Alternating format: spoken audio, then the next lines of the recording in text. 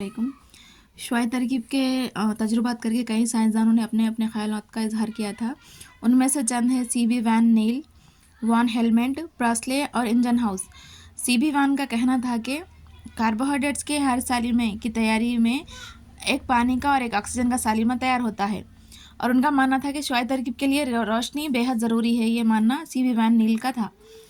लेकिन von helmet ने दरियाफ्त किया कि पौधों की कमियत में इजाफे के लिए पानी अहम रोल अदा करता है। इन्होंने कई तजुर्बात भी किए जिनसे ये जाहिर करे कि पानी शुआई तरकीब के लिए पानी भी, रोशनी के साथ साथ पानी भी ज़रूरी है, बल्कि वॉन हेलमेंट ने यह बताया।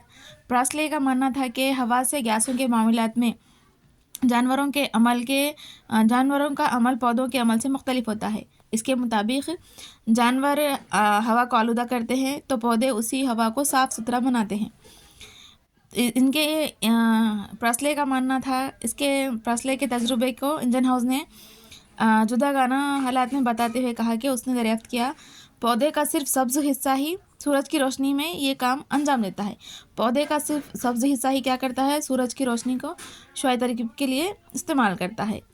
ये अलग कुछ साइंसदान थे, इनके अपने अलग अलग नज़रियात थे शुआई तरकीब को लेकर।